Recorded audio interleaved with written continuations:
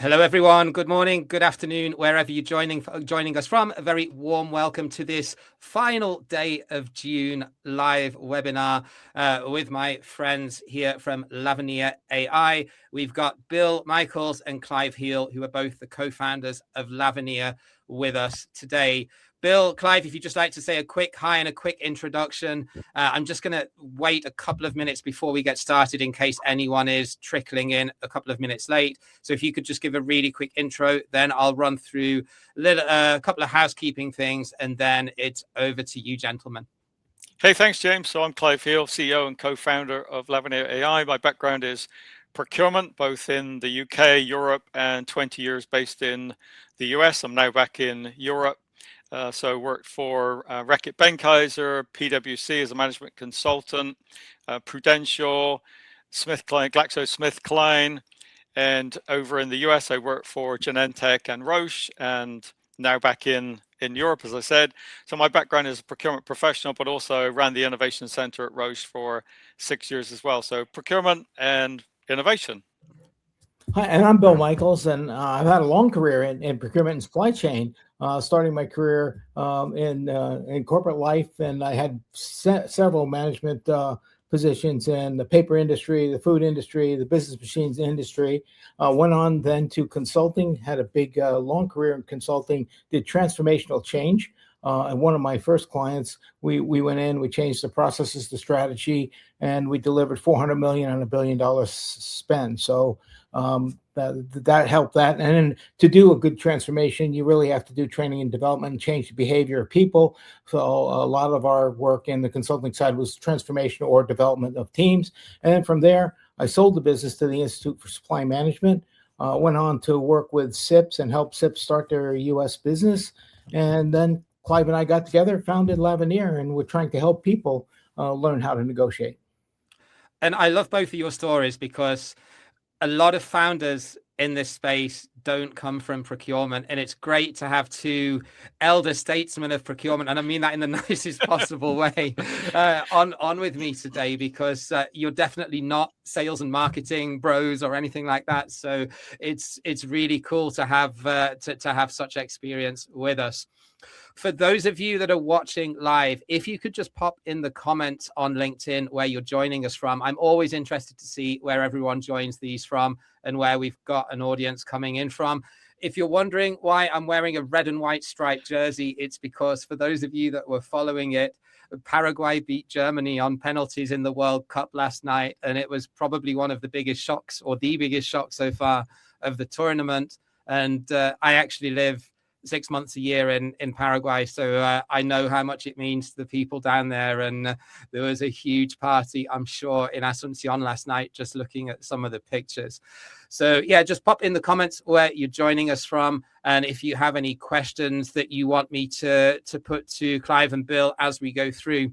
A little bit of housekeeping. This will last approximately 45 minutes. So we'll be doing the main content for about 35 minutes, and then we'll have sort of 5 to 10 minutes at the end for Q&A.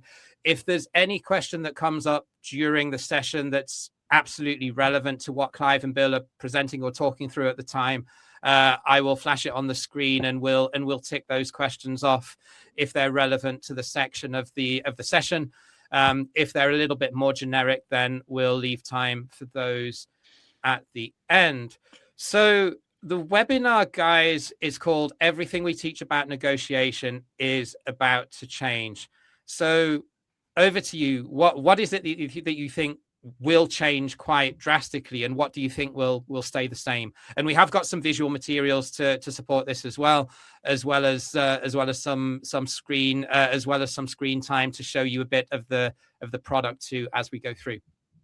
James, let me pick that one up. I think the classic negotiation principles aren't going to change. I think what changes is that negotiation itself sits inside of an AI-enabled system going forwards. We're talking about, and we'll get into it more about what that's going to mean in terms of preparation, what that's going to mean in terms of a simulation, coaching, the analytics that we're going to get. And we're going to certainly talk later about how the whole negotiation process is radically going to change. But if you sort of step back, I mean, I think the on the tactical side, you've got autonomous negotiation, right? So there's at least 10 companies in that space now. You've got Pactum, Zycus, Merlin to come in. You've got Nibble, ProcureAI, Keelvar, Baronamu, Starworks. There's loads, right? There's at least 10 flip through. And so on. There's at least there's a bunch of them. There's loads of in that tactical side, and I think that's great, because I think that gives value for the tactical negotiation. I think the strategic negotiation, though, is going to become even more human-led and even more supported by AI, both in the prep, the doing, and the post-negotiation stuff. And so the change is that strategic negotiation space and what that's going to look like, and it's going to get very analytical, very defined.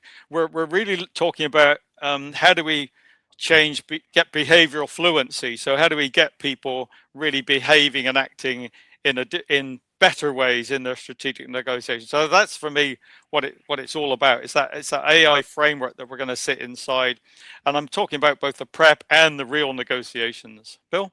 And I think that's actually true. When we start to look at the customers now that are using our tool, one of the things is there's a lot of new people coming into the profession, and they're really not comfortable dealing in social settings with people, and some people are introverted. And what we find is that when you give them an opportunity to practice, and you use someone they can practice with, they tend to make their outcome better. They tend to be more confident.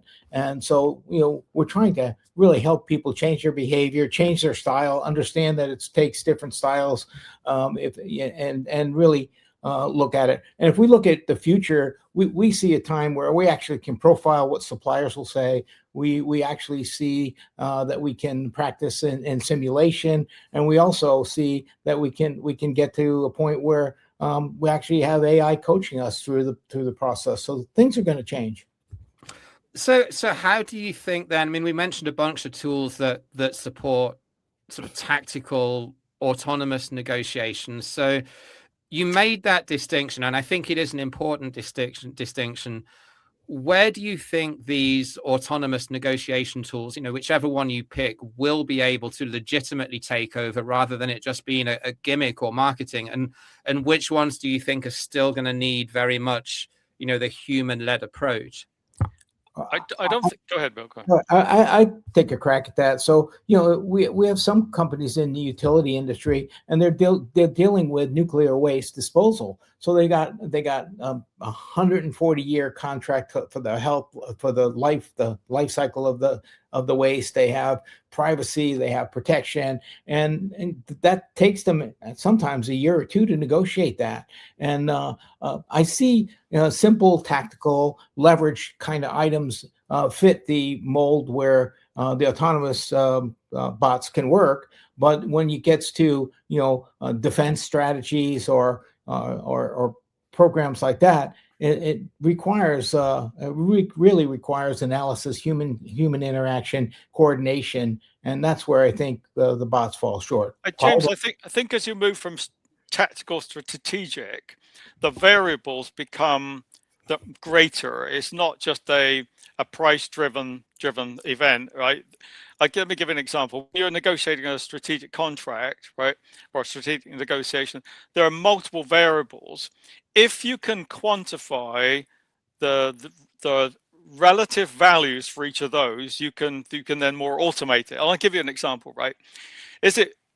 I'm running a construction project, right? Is it more important that I get it delivered on time at cost X, or is it better that I get it delivered a month later at cost Y? Well, what's the value of that? I'll give you another example, right? Where I live here, they're building a hospital right now. We have a new hospital being built.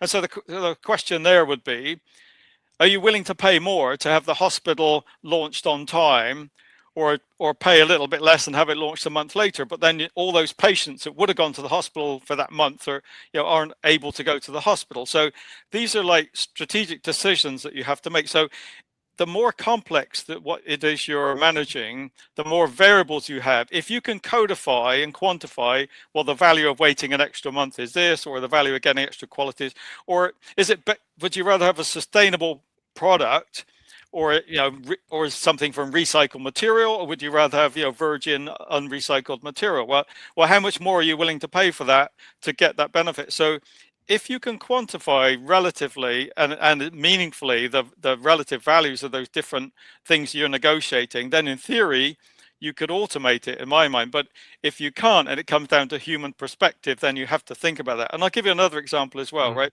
It might be worth giving a concession to somebody to maintain the relationship, right?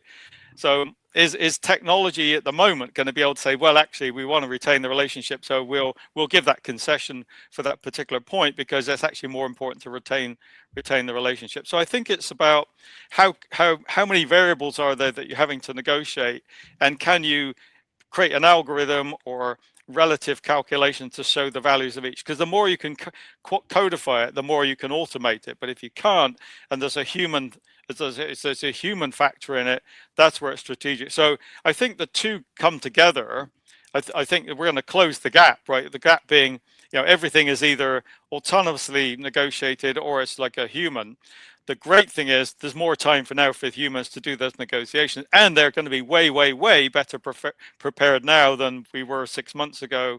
And in the future, that'll get even more dramatic in terms of how we can support people. Clive, to add to that, when we look at strategic versus tactical negotiations normally is one time you're going to create a deal. There's lots of options in terms of supply base, and you can do that pretty easily. When we get to strategic negotiations, it's really relationship and principally based. So you really have to do that. And one of the things right now AI can't do, but will maybe have the capability in the not so distant future, is emotional intelligence. So one of the early experiences I had is I was working with a very large food company. They had 3 can suppliers, and we were looking at rationalizing the supply base down to 2. And if we did that, one supplier would come out of business because they had 90% of their capacity on this particular company. Now, you have to really understand that if you're looking at the mathematics and the logic, it made more sense to go to 2, take the savings, and allow 2 different lines to run it without having any adjustment in the height of the can. So, but if you looked at taking out a total supplier that's not going to be there after you make that decision, that's something that the AI is not capable of doing at the moment. So what we're saying essentially is then that what you've developed in some of these autonomous negotiation tools, they could, in a mature procurement organization, quite easily coexist. They're not, you don't have a competitive product essentially, because there's a different use case for each one, and it's just a case of what context would you deploy it, and what would you deploy it under? Exactly. That's exactly. Correct. Yeah, that makes sense. And I think relationship is the difference right there. It's, what is the relationship and how long will the relationship be intact? So if you're a pharmaceutical company, you've got a patent with an active ingredient, that's going to be a long-term relationship for many, many years. And you've got to be collaborating across the supply chain over time to know when to expand, when to add capacity. And then at the end of the life cycle of a pharmaceutical product, you got to know when to reduce the price and go to generic. So those are some of the things that are really critical. Okay, I think that's a great backdrop. So what I want to move on now to is around the concept of negotiation training, and how negotiation traditionally has been trained to, well, not just to procurement professionals, also to salespeople too. That you would come into an organization, and if you joined, especially if you joined cross-functionally and you didn't have a procurement background, maybe you came from operations or from finance, if you just missed the typical annual negotiation training and you've got to wait 11 months until the next one, you're kind of hamstrung a little bit, aren't you, in terms of there's a certain amount that you can teach yourself, but this is pretty high stakes stuff. And if you're coming into a commodity manager, category manager, sourcing manager role, and you're expected to negotiate with suppliers, and you've had zero background in doing that, other than maybe negotiating a second-hand car or something you've bought off Facebook Marketplace, no matter how good this negotiation training is that you go through once a year, and don't get me wrong, I was really happy with the negotiation training that I got back in my corporate career. There are some very, very competent providers out there, but it's a little bit like going to the gym, isn't it? Unless you go 3 times a week consistently, you're not going to build reliable, consistent muscle and see consistent gains. And I would liken that to negotiation or mastering any sort of skill, really. So walk me through a little bit why that approach isn't enough. But I think what I'm trying to get at is, what is it that you've built that you see as being fundamentally different? Because I think once we've set that context, I'd like to sort of flash on the screen the product a little bit and walk through a little bit around how it does that. Okay, I think I'd say that. So preparation is going to be really one of the battlegrounds in the future, right? How are you preparing? And on an individual level, that's about ongoing development. As you said, James, that's like on a daily, weekly basis. How are you practicing that? And so what the technology allows us to do now is, one of the things is simulation, right? So the ability to simulate negotiation. So the ability, and we can show that in just a second if you want, the ability to interact with sales avatars that have different personas, so different behavior styles, to be able to practice negotiating. So the practice is done in a safe environment. You can try different ways of negotiation. We'll come back to that in a second, to really improve your negotiation skills. So we'll just show some of that in a second. So what's basically happening is, in the learn, practice, feedback loop, you've got the ability to learn, which is you can get in a one-day workshop, but the ability to practice and get feedback is what's so important. And then when you're negotiating with sales avatars, the avatars are able to, the algorithms behind the avatars are able to, and I'm talking about conversational AI, so you can say whatever you want and the avatar negotiates back with you, right? So, but the algorithms behind the avatars are tracking the arguments that you're making and the power of the language that you're using. So in the negotiation toolkit, you know, that everybody in procurement has, there's about 40 different argument types, right? And you could think of some of those as carrots and some of them as sticks. It's interesting that we got about 3 times as many sticks as we have carrots, actually. I'm not sure what that says about procurement, right? But a stick might be competition, right? Is competition valid in this particular situation? Can I use competition to really put pressure onto the supplier? A carrot might be the growth potential of our business. Our business is actually going to grow 20% next year. If we can come to some agreement, you know, we're both going to win, and you'll get more business sort of going forward. So it's what argument types am I going to use? What's relevant to this situation? So that's something that you can learn by practicing and doing. But also there's a human element as well, James, as well. The person that you're negotiating against, the salesperson you're negotiating with, right? He, she, they have a persona, they have a style, they have a way of negotiating as well. And so it's important to understand both your style, but also the style and the persona of who you're negotiating. So what we can show you right now, if you want, is how do you practice that by negotiating with sales avatars with different personas. Yeah. And I have a comment, James. I mean, I experienced exactly what you said. I came into a new organization. I think I was 22 years old. I went to my Karis negotiating class, came out. It was probably 6 months before I had a big negotiation, and I had the CEO of a big chemical company and as executive vice president. I didn't stand a chance as a young person. And as an instructor, I probably have done hundreds, if not thousands, of negotiation classes in my career. And it's very, very hard. For one reason, you got 25 people. Let's say we're going to do some work case studies, and I break them up to one-on-one. So I have a group of 12. I give them 20 minutes to plan, 30 minutes to negotiate, and I have to go through 12 groups and look at everything they're doing, their body language. I can't give them the feedback that you want to give them. And then if you try and do a video, they're intimidated. And then I also have a lot of people in HR and some of the procurement guys say, I had this the other day where a private equity company asked me if I could do a half day in negotiation. Well, what half do you want me to do? The planning, the execution? So it was. Yeah. It's really. So you get maybe 4 or 5 days. You don't get to practice, right? I had one group. It was really interesting that there were 2 guys that didn't really like each other, and they got paired together. And the negotiator started off with one guy calling the other guy box boy, and he got really upset, and they got into almost a fist fight. It was not really good. Sometimes you have to negotiate with your boss, and that's uncomfortable. So the experience of working on your own with multiple avatars, with multiple styles, they never react the same. They're always different. I have no idea when I start a negotiation where it's going to go. It's going to go tactical, strategic. I don't know. Let's have a look, Bill. Let's have a look at while Bill's just calling it up, right? So the pre-negotiation simulation lets you basically practice interacting with different sales personas, if you like. You can test different openings. You can learn how to handle objections, concessions. It really sort of builds confidence. What we're really trying to get is behavioral fluency, right? It's about people learning what works, what doesn't work, but also they need to learn, and we'll talk maybe more about it in a minute, about their own style in terms of how do I negotiate? What is my style? Can I change my style? What style do I need for the person? Because face-to-face negotiations is a human-to-human interaction, right? That's a social process, and you have to think about, how am I going to influence this person? We'll talk about that in just a second, about learning to influence and what's changing in the future for that. So, Bill.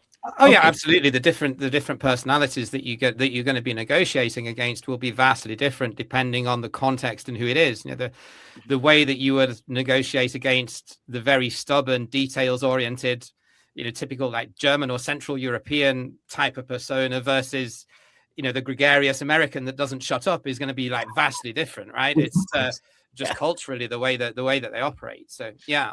Sure. All right, let me go into this. There's 3 parts to our program. One is a planner. So what we found is a lot of customers said the newer people are not really good with planning. So we built a planner where they can go in, answer some tactical questions, answer some strategic questions, create a plan, and then have a dialogue with the avatar about how good is the plan. The first time I asked her, she came up with 23 deficiencies that I need to fix, and she was right.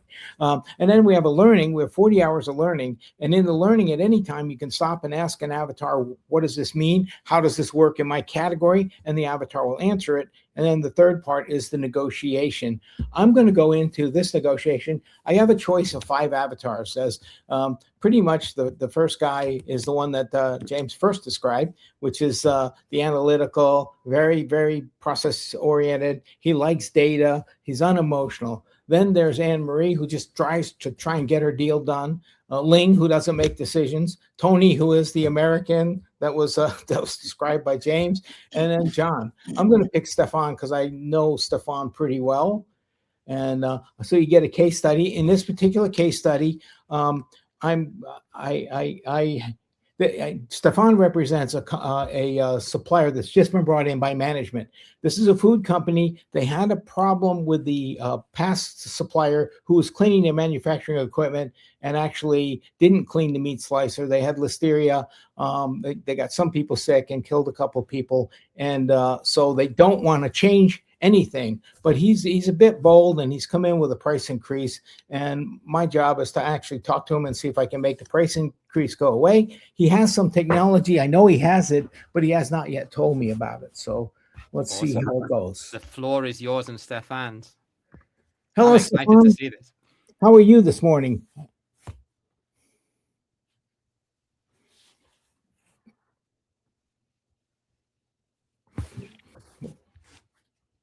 Good morning. I'm doing well, thank you. How about yourself? Any plans for the weekend? Not really. I mean, just kind of hanging around. And again, I'm Bill. Hey, look, I got back to my office, and I'm relatively new here, and I was shocked to see that you'd sent me a price increase for 9%, and we're supposed to be strategic partners, and you didn't even give me a heads up about it. Bill, I understand your surprise and concern about the 9% price increase, especially without prior notice. Let's discuss your current situation in detail so I can better understand your perspective and we can explore options together.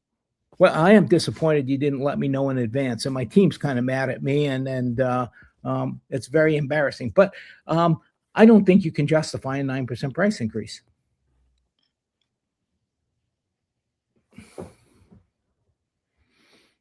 Bill, I appreciate the pressure you're under, and I want to be transparent. This past year has been challenging for all of us, and the 9% increase reflects the additional cleaning work and resources now required to maintain the highest sanitation standards in your plant.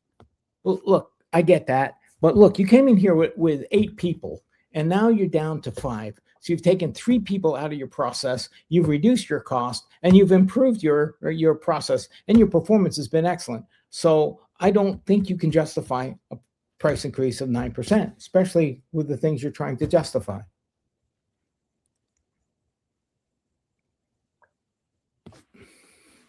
Bill, you are correct that we've optimized our team size and improved processes through automation, which should reduce labor costs over time. However, in the short term, we are facing increased costs in materials, labor market pressures, and overhead. Let's work together to find a balanced approach that addresses these challenges while maintaining the quality and safety standards you expect. Look, here's the deal. What would I need to do to make the price increase go away? You're on a year-to-year contract. What do I need to do to make this price increase go away? Because we're going to be fighting this battle year after year.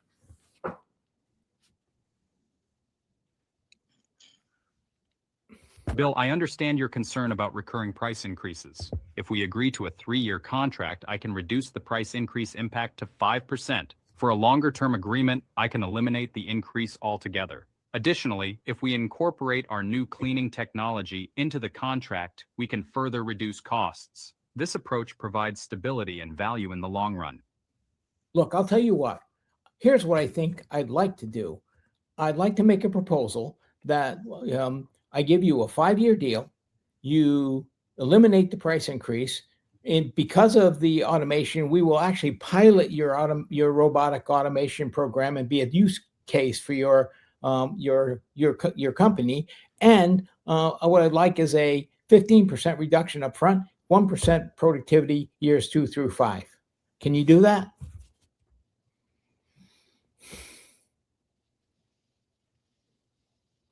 Bill, I appreciate your willingness to commit to a 5-year deal and pilot our robotic automation program. We do have new robotic equipment that can bring significant benefits. However, in the short term, we still need the price increase to maintain our margins and continue investing in these innovations. If you agree to work with me on this, I will prioritize your company for the pilot program and ensure you receive the best support. Well, you tell me I'm your number one customer, so I expect to be prioritized first anyway. But I would like for you to really consider what I'm saying. What's the value of a 5-year contract to you? What's the value of having a customer give you referrals on your robotic equipment? It's worth more than I'm asking for. 15% reduction up front, and then 1% productivity year on year, no price increase.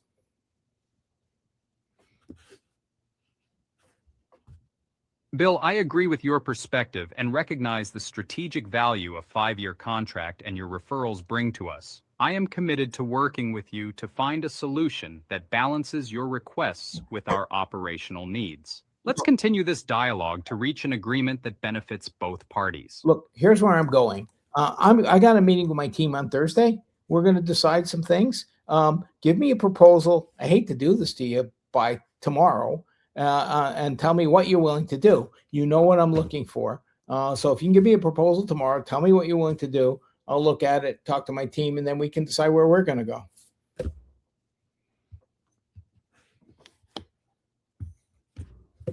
Bill, to prepare a clear and tailored proposal for you by tomorrow, could you please summarize your key points and priorities? This will help me understand exactly what you need and why you believe the 9% price increase should be reconsidered. That way, I can ensure the proposal aligns with your expectations for your meeting on Thursday. Okay, I already told you what I need. I'll tell you why the 9% doesn't work. Because if you use your robotic equipment, you take all the labor out or most of the labor out, and you reduce your costs significantly. I understand there's an R&D investment you're looking for a return on, but I'll help you get that return. So that's what I'm looking for.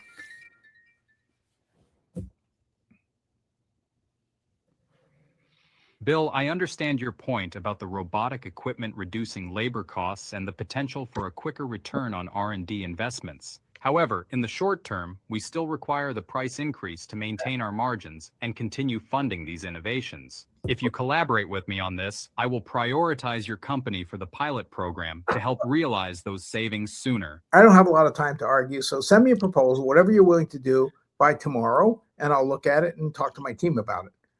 Is that okay with you?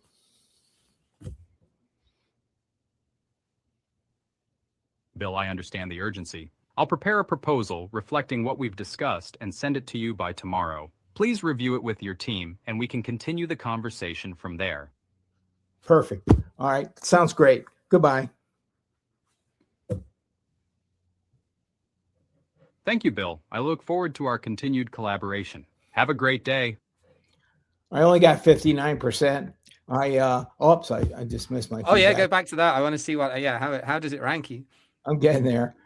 Okay. That's today. Okay. I didn't mention that, that we, the Listeria thing and how he's been helpful. I did mention the new technology and capitalized on it.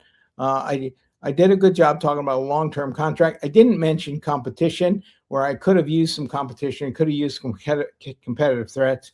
I didn't really go into any real detail about what I expect in the contract terms and how I expect them to do it. I didn't mention the improving the quality of the service. These are all the algorithms looking for learning points that we want people to get out of this. So the algorithms tracking that.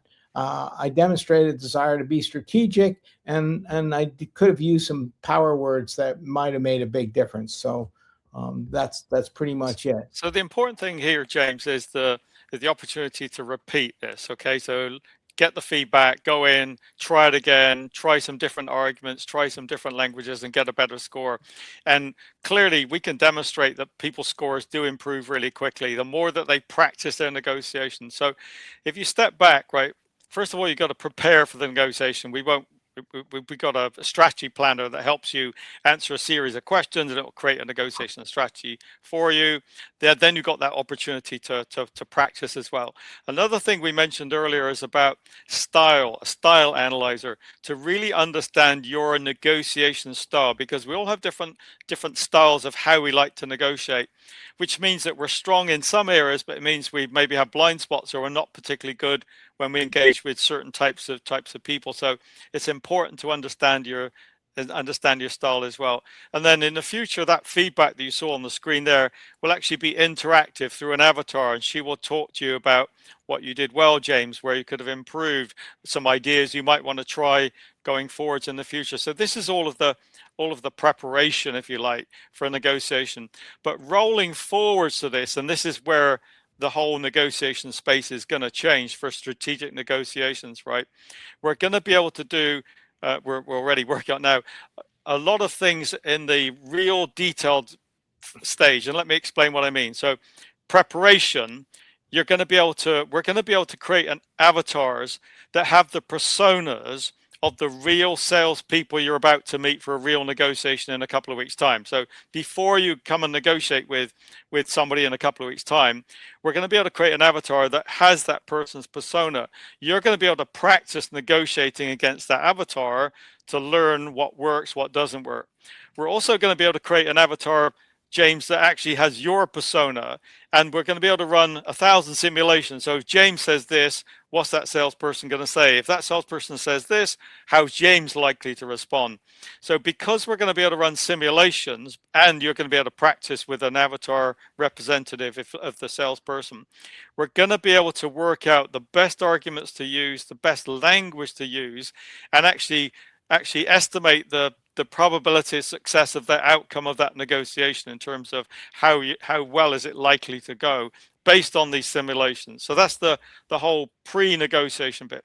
When you get into a real negotiation in the future, we're going to be able to support you as you're negotiating. There's actually a slide on this, slide 14, if you want to call up slide 14. But Slide 14, we're going to be able to prompt and verify and track and coach you as you're negotiating. So what's happening is, as you're on a Zoom Teams Meets call with a real salesperson, we're going to be able to prompt on the screen in front of you. So James, remind him about the 3 other suppliers you got, or James, remind her about the quality problems you had last year. So prompt you in terms of what you should and could be saying against the brief that you give it, then, right? So yes, you're going to be able to give it the context, and you're also going to be able to give it, or it's going to remember a little bit like, I guess, if anyone's used Claude Cowork on here, this is probably the best example I can use. I use it myself.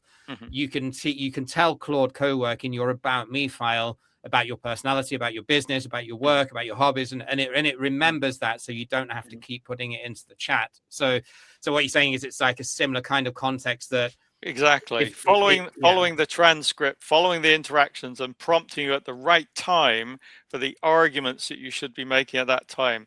The second thing we're going to be able to do is verification of data. So if the salesperson says to you, yeah, James, that's because the price of polyethylene has just gone up $10 a kilo, and it'll actually be able to come up and say, no, that's not true. Polyethylene prices have actually fallen this week by $6 a kilo or whatever. So it's going to be able to give you verification of facts that are thrown in.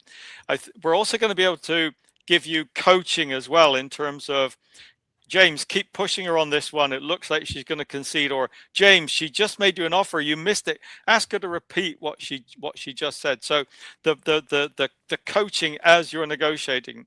And then one of the things that we're already working on is every utterance to be analyzed, and every utterance that you make, every utterance that the supplier makes, to analyze that in terms of, is this moving us towards a agreement, or is what you just said actually moving you away from agreement at the moment? So, and vice versa for the salesperson as well. So this emotional intelligence that Bill talked about earlier is coming as well. The emotional intelligence to really support what you're doing as you're negotiating, and guiding you towards a collaborative solution, or a successful outcome, if that's the way you want to go as well. So we're going to see big changes in the real negotiation, and then post negotiation, the ability to analyze the transcript and learn everything that, what did you do well, what did you miss, what did we find out about you, James, in terms of how well you were under pressure? Or what did we find out about the salesperson in terms of how she was when you gave her a lot of data, and was she able to handle it? Or did she actually then concede a few points because she couldn't handle the data? So the whole negotiation process is going to change as well. I'm talking about strategic negotiation process in terms of how you prepare, how you actually interact when you're actually having the real negotiation, and then the learning from after. So we're going to get down to real micro learning. Not this, it's sort of AI sort of is becoming your sort of co-pilot through the process, if you like, before, during, and after. And also, I'll give you another example, the value quantification that we talked about. If an offer comes on the table from the supplier in the negotiation, you're going to need to quantify the value of that. And is that worth me having that or not? And is it worth conceding this to get what was just offered? So the training, that negotiation training, is going to need to adapt to the new reality of what does a real negotiation, strategic negotiation, look like. So if I play devil's advocate for a second, then if it can do what or if you've got on your roadmap to do that it will essentially be an AI co-pilot during a negotiation. And I think that's brilliant, especially for a rookie negotiator or someone that's new. I'm just looking at Christine's comment that I'll just flash up on here really briefly. I think to her point, that's absolutely relevant. Something like that is superb to someone early on in their career, or perhaps someone that's made a cross-functional move. But how do you then prevent that from being the tail wagging the dog? Because you don't want it to realistically take over human judgment, right? There has to be some boundaries. So could one of you maybe walk me through how you would tackle that? Yeah, I can answer that. So with these prompting in a live negotiation, you can turn up or down the threshold at which they come up in front of you, right? So you could choose to have lots of these coming up, but then you're sort of being bombarded by information, and you're really being driven by the technology. Or you can set threshold quite high, so only big points actually come out that you need to be aware of. I don't think it takes away the fact that it's a human talking to a human. It's just that it's an augmented negotiation. So instead of autonomous negotiation, it's a human augmented negotiation. And in my mind, the human element becomes more important than it was before, because the AI is providing us with all these tools and support to be able to better negotiate at a micro level, in terms of what are the words I need to say and how do I need to say it, as well as the arguments I need to say, to more effectively bring us towards a successful conclusion. And as I mentioned, with the tracker that we have, that you can actually see how everything either party says, is it moving them away or together towards a potential outcome. A couple of things too, James. And when we're looking at what are some of the biggest changes right now, we have actually been experimenting with putting knowledge into the avatar. So the avatar now can come in. We actually pay for some created data, and they would know the supply market, the suppliers, what the situation is, especially if we build a custom case study for a customer on their category, their contract. It has the knowledge of the suppliers, the marketplace, today's price. So when you're negotiating with the avatar, you really have to get your information together. You get your program together. Now, as we see what's happening in negotiation, we have more information now than we ever had in our lives. I put in a thing to Claude the other day, asking it to profile my personality and tell me what I was like, what was my hot buttons, and how should you negotiate with me. And he came out with a full-blown personality profile, which was pretty good. Frightening. Yeah. So think about every conversation being a learning asset, right? Every conversation that you have is a learning opportunity for you, for the individual, to learn how did that influence the person that I'm talking to. And now, because our AI is going to be able to analyze that conversation utterance by utterance, you're going to get down to a micro level understanding about what really helped there, in terms of, did it influence the outcome? Did it get us to a more successful outcome? I think another point I'd like to make, James, is I really think that we're going to have to spend more time on collaboration in the future. Competition is great in a tactical situation, in a leverage situation. I just feel that it's that human relationship, that collaboration, that willingness to try to work together for a win-win, I think ultimately is where we're going to have to shift our focus more. Let the technology do the tactical, maybe do some of the leverage, using the competition, but how do you work towards a collaborative outcome that benefits both parties longer term? And the other thing that's interesting is, in about 2 months, we're going to come out with 4 languages. We'll be able to speak in French, German, English, Spanish, Portuguese. All right. So people can practice in their native language. They can practice in English. So it really makes a big difference. Some cultures are locked in with their languages, and some of the category managers are really kind of local and managed locally. And right now they don't have a big exposure to being able to try and drive it. So from a CPO perspective, negotiation is going to move from being an individual skill to an AI-enabled enterprise capability, right? How do you increase the enterprise capability of your team so that they become better negotiators, for the people that are doing the strategic negotiation? How do they prepare better? How can they practice more? How can they perform and get support as they do it? How can they be analyzing their behavior, and how can they be improving continuously? And I mentioned before it's about behavioral fluency. It's about you've done it 1,000 times, and therefore you know what you're doing. You've become a master. Historically, we've improved negotiations by screwing up on some and doing well on others, and learn by our mistakes. Right? That is not acceptable from a procurement perspective. Every individual has to have the capability and the skill set through learning, practice, feedback, to be able to become better negotiators and deliver more value for their organizations. That's it. Yeah, you wouldn't accept factory waste in that manner, would you? And no. It's that, okay, we produced 1 million components, but we weren't very good at the start, but now we're okay. Yeah. I got to tell you, in all transparency, though, it's not all a picnic. I mean, one of the challenges that we have is some companies mandate training and others don't. And they say, okay, we're going to let people be on their own, but they want people to use the tool and do the tool. So we have put together gamification programs and things to kind of help people. If they don't get used to the technology right away, sometimes they're afraid of it. So we have to really, really work hard with our customer base to get everybody engaged, everybody on board. And we actually are doing sessions where we do a case study and then have someone come in and do some workshops, mini workshops, to kind of help them through what could they have done better, how could they do it, what's the next challenge they have. And so getting engagement is definitely a thing. So hopefully more and more companies will encourage people to do it, and we'll kind of do more of the mandating thing.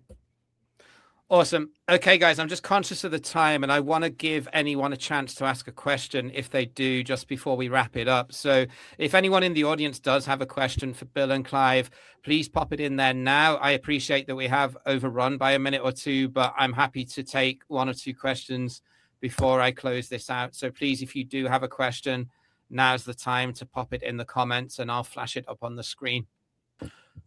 Okay, there's nothing coming yet. So unless anything pops up in the next 30 seconds, then I think we can close out. So many thanks to everyone that joined today. I hope this was useful in terms of giving you some context of where it's heading and how both these autonomous negotiation tools that you've probably seen or heard of and this new form of consistently improving your negotiation prowess through a virtual avatar can sort of coexist with each other. So it's definitely not a one or the other type of situation. There's a different time and place that you would deploy one over the other. So yeah, I'm going to wrap this up now, guys. There's nothing that's come in. So yeah, appreciate you showing us the tool, and thanks to everyone for joining. We will catch you again. Yes, same time, round about the same time next month. We've got one coming from Valdera in July, which I will announce very, very soon. Thanks, James. Thanks, everyone. Thanks, everybody. All right. Good luck in your negotiations. All righty. Bye for now. Thanks.